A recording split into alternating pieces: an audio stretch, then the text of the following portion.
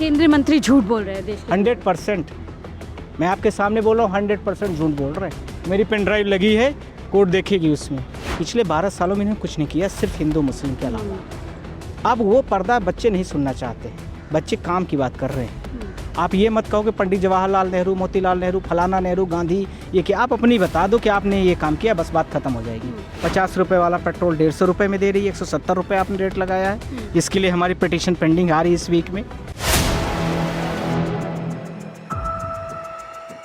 के सीनियर वकील इस समय नरेंद्र मिश्रा जी हमारे साथ हैं। सर, आपने जिस तरीके से उस तमाम मुद्दों पर जो सीजेपी का मुद्दा सुप्रीम कोर्ट में चल रहा है, 20 तारीख को जिस तरीके से पुलिसिया कार्यवाही हुई, पुलिस ने हलफनामा दिया और कहा कि हमने बहुत ही नपा तुला पुलिसिया एक्शन उस दिन लिया गया, और जो लिस्ट के लेकर के कहा गया है कि बहुत सारे ऐसे लोग उस प्रदर्शन में शामिल हो गए जिन पर गंभीर कहीं ना कहीं धाराओं में मुकदमे दर्ज हैं, इसीलिए एफआईआर उन पर दर्ज नहीं की जा सकती।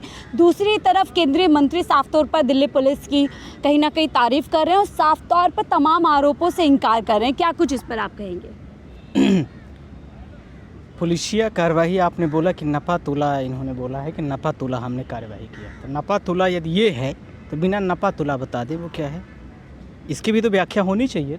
नपा तुला का मतलब पायलट गन चलाना, नपा तुला का मतलब लाठी चार्ज कर देना, नपा तुला का मतलब जंतर मंतर से लाठी भाजना शुरू करो बच्चों पर, मंडी हाउस होते हुए पूरे दिल्ली में दौड़ा दौड़ा के मारो, फिर यहाँ से पेट न भरे तो पूरे देश की जनता, बच्चे जहाँ जहाँ मिले उनको सबको पीटो। ये नपा तुला का मतलब है। ये नपा तुला का क्या मतलब है कि बच्चों को ना कुछ मिले तो आप पत्थर रख लो हाईवाज में और उसे ईंटें पत्थर से मारो। ये भी नपा तुला मतलब है। ये भी नपा तुला मतलब है क्या कि भारत देश की लड़कियों को मोलेस्ट करो। और डीसीपी जिस तरह से एसपी रैंक का ऑफिसर एक यूपीएससी दे के आया होगा, मैं यूपीएससी का चेयरमैन तो 1 मिनट में उसको सस्पेंड करके घर भेज देता। ऐसे यूपीएससी के मेंबर्स होते हैं, मतलब ऐसे इस प्रकार के लोगों को अलाउ किया जाता है। किसी लड़की पर इस तरह से हाथ उठाएगा तो ये क्या नपा तुला है? फिर ये सवाल बताए ना, इसका जवाब भी होना चाहिए सरकार से, पहला। दूसरा, हीनियस क्राइम में जो बच्चे मान लीजिए हीनियस क्राइम में शामिल हुए या हीनियस क्राइम का उन पे आरोप है, मान लीजिए किसी पर आरोप है, तो क्या वो पीसफुली प्रोटेस्ट नहीं कर सकते? क्या भारत देश के किसी संविधान में, क्योंकि मैं यूपीएससी में बहुत सारे कोचिंगों में 20 साल मैंने बहुत सारे कॉन्स्टिट्यूशंस को पढ़ाया है, हिस्ट्रीज और सब। मैं आपसे बोलना चाहता हूँ कि आप बताइए किस आर्टिकल्स में लिखा है, मैं खुलेआम चैलेंज करके बोल रहा हूँ, किस आर्टिकल में चीज़ें लिखी गई हैं कि किसी के ऊपर यदि हीनियस क्राइम का आरोप है तो वो आरोप की वजह से वो व्यक्ति के कॉन्स्टिट्यूशनल राइट्स जो है वो ख़त्म हो जाएंगे।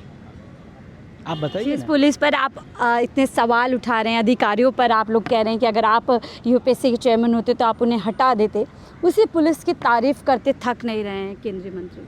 नहीं, इनके पास तो सारे इसी टाइप के लोग हैं। दिल्ली पुलिस में देखिए आप, 20 तारीख को एक घटना घटी, 19 तारीख को देखिए चीफ पुलिस कमिश्नर बदला जाता है, क्योंकि वो ये सारे कार्यों को नहीं कर रहा था। नया व्यक्ति लाए, लाठी चार्ज किया। सुबह सुबह आपने देखा होगा किस तरीके से सोनम वांगचुक को स्टेज से उठाया, परमिशन किस तरह से प्लान बना के किया। अगले दिनों देखा पार्कों में दौड़ा दौड़ा के बच्चों को पीसफुली डंडे किस तरीके से मारा जा रहा है, लड़कियों के साथ किस तरह से बदतमीजी बेहूदी किया जा रहा है। ये पूरा देश नहीं देख रहा है और कह रहे हैं कि ये बड़ा बैलेंस पुलिस ने चार्ज किया है। ये बैलेंस होता है?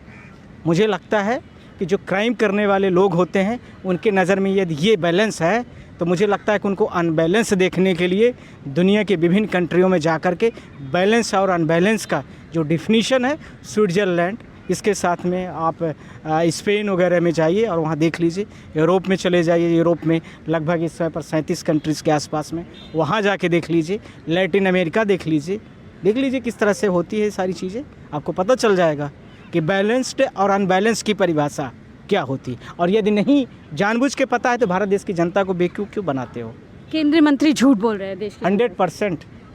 मैं आपके सामने बोल रहा हूँ, 100% झूठ बोल रहे हैं। मेरी पेन ड्राइव लगी है, कोर्ट देखेगी उसमें कितने सारे। कांग्रेस की सरकार होती तो कई मौतें हो चुकी होती। सरकारें क्या होती है आप अपना बताओ। सरकार का मतलब ये नहीं होता कोई पार्टी होती है। सरकार का मतलब ये है कि जिस पद को, पोस्ट को जो व्यक्ति होल्ड कर रहा है वो बताए, जिम्मेदारी दे।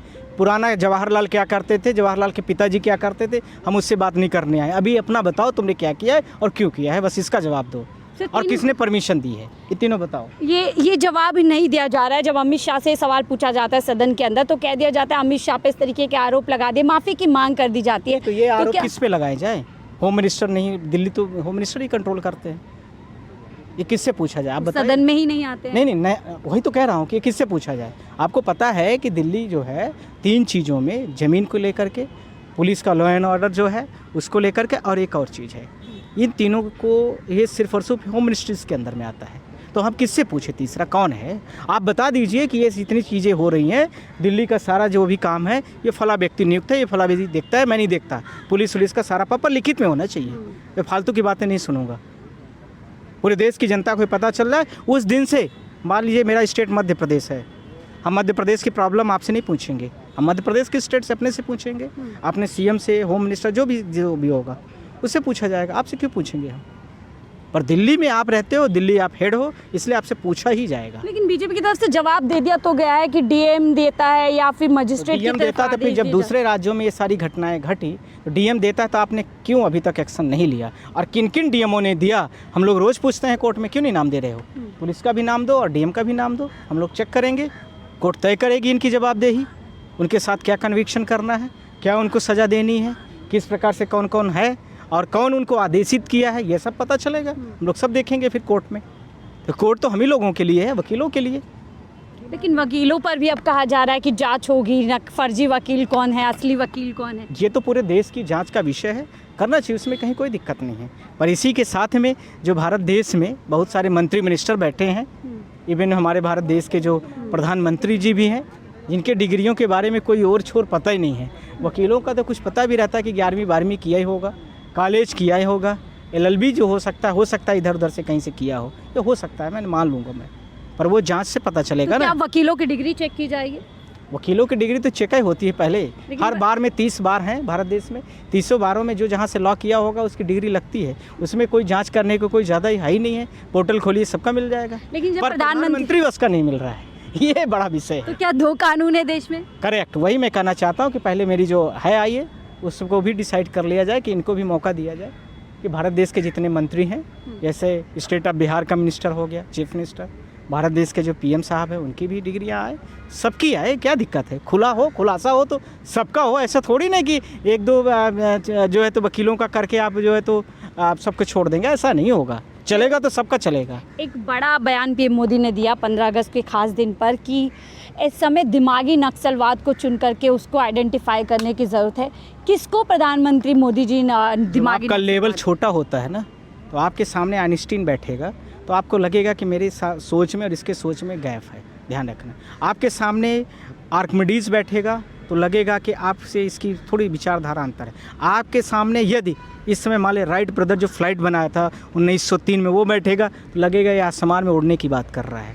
तो आपके जो विचार हैं जब उनसे नहीं मैच करेंगे, क्योंकि टेलीप्रॉम्प्टर वहाँ नहीं है, तो फिर आप ऐसे ही बातों को करोगे, आप फिर आपकी भाषा यही होगी, क्योंकि आप उनके लेवल पर अब नहीं आ पा रहे हो। आपकी बातें वो नहीं सुनना चाह रहे हैं।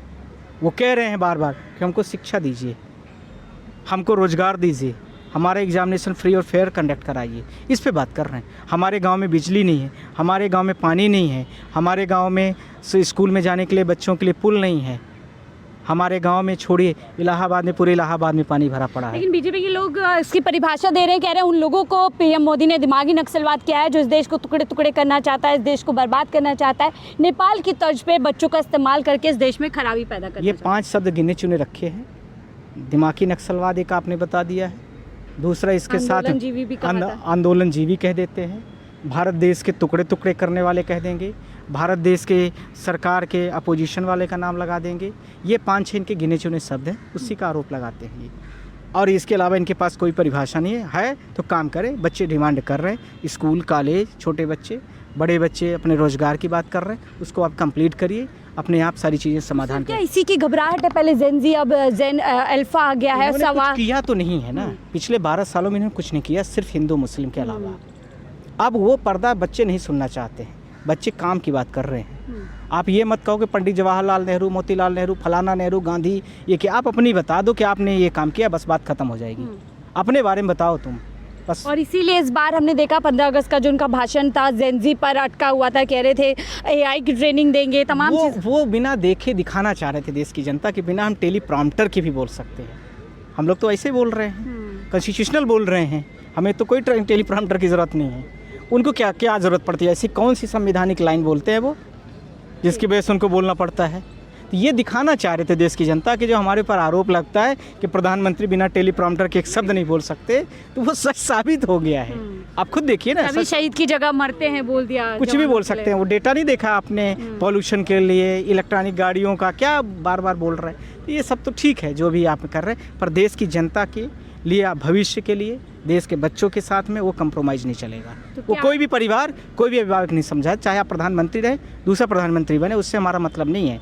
पर देश की जनता टैक्स दे रही है, 50 रुपये वाला पेट्रोल 150 रुपये में दे रही है, 170 रुपये आपने रेट लगाया है, जिसके लिए हमारी पिटीशन पेंडिंग आ रही है इस वीक में, है ना, जिसमें 170 रुपये पर लीटर आपको फ्यूल मिलने वाला है। कुल मिलाकर के मुश्किल में सरकार इस समय है, सवालों के जवाब देने पड़ेंगे। जवाब दीजिए आप, सरकार मुश्किल में है या नहीं है, जवाब दीजिए आप प्रॉपर और काम करिए। जो भी सरकार आएगी हम लोग उससे अकाउंटेबल करेंगे। पर आप नहीं कर रहे तो आप मान जाइए कि मैंने नहीं किया, मुझसे गलती हुई, मुझे नहीं आता है, दूसरे आदमी को मौका दे तो दीजिए। जैसे राहुल गांधी ने कहा, अगर सवालों के जवाब नहीं दिया जा रहा, इसका मतलब कहीं ना कहीं मान लिया जाए कि वो गुनाहगार हैं, उन्होंने कुछ 100%। इसलिए तो पार्लियामेंट नहीं आते, इसलिए तो यहाँ झूठ बोल रहे हैं सुप्रीम कोर्ट में। ये सब जगह ऐसे चल रहा है। थैंक यू आप हमसे बातचीत करने के लिए। तो आप लोगों ने सुना किस तरीके से वकील नरेंद्र मिश्रा का साफ तौर पर कहना है कि इन तमाम सवालों को लेकर के अब सरकार कहीं ना कहीं कटघरे में है। जवाब सीधे तौर पर अब केंद्र सरकार से पूछा जाएगा और विवश किया जाएगा और बताना ही पड़ेगा कि आखिरकार 20 जुलाई को किसके कहने पर बच्चों के ऊपर पुलिस की कार्यवाही उस स्तर पर की गई। फिलहाल इस रिपोर्ट पे इतना ही। देखते रहिए 4 PM न्यूज़ नेटवर्क।